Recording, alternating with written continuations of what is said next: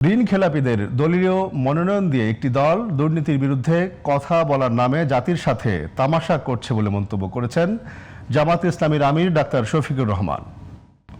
দুর্নীতিবাজ আর চাঁদাবাজদের আগামী নির্বাচনে বয়কটের ডাক দেন তিনি। জামাত আমির বলেন, 10 টাকায় চাল দেওয়ার মতো যারা কার্ডের স্বপ্ন দেখাচ্ছে, 12 তারিখ ভোটাররা তাদের লাল কার্ড দেখাবে। রোববার সকালে রাজধানীর বাড্ডায় ঢাকা 11 আসনের নির্বাচনী জনসভায় এসব কথা বলেন ডাক্তার শফিকুর রহমান। মাহমুদ সোহেলের রিপোর্ট।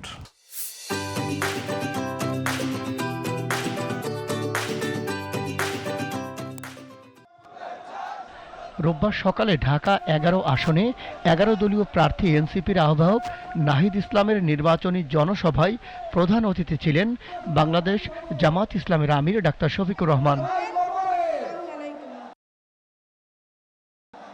এ সময় তিনি অভিযোগ করেন, আওয়ামী লীগ পালিয়ে গেলেও চাঁদাবাজি আর দখলবাজি ধরে রেখেছে একটি দল। বলেন, 10 টাকায় চাল কেনার মতো একটি দল নতুন করে ভুয়া কার্ডের স্বপ্ন দেখাচ্ছে। আমরা যুবকদের হাতে বাংলাদেশের দায়িত্ব দিতে চাই, আমরা বেকার ভাতা দিতে চাই না। তাদেরকে বেকার ভাতা কথা বলার মানেই হচ্ছে যুব সমাজকে অপমান করা।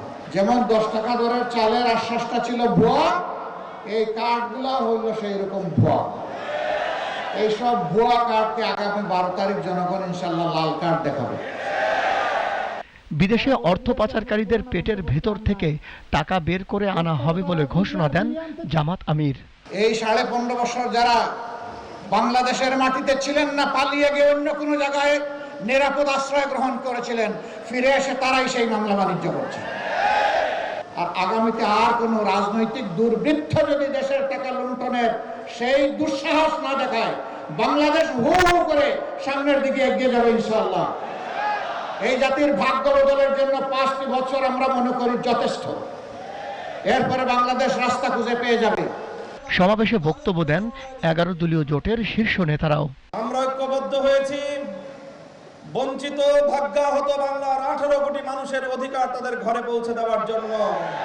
5ই আগস্টের আগে যারা প্রধান দুই দল হিসেবে পরিচিত ছিল, তাদের এখানের স্থানীয় নেতারাই গত 30 বছর ধরে ভাগ বাটোয়ারা করে এই ভূমি দখল করেছে।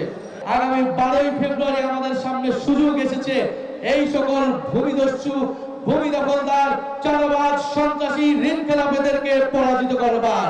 জামাত ক্ষমতায় গেলে নাহিদকে মন্ত্রী করা হবে বলে আশ্বাস দেন ডাক্তার শফিকুর রহমান।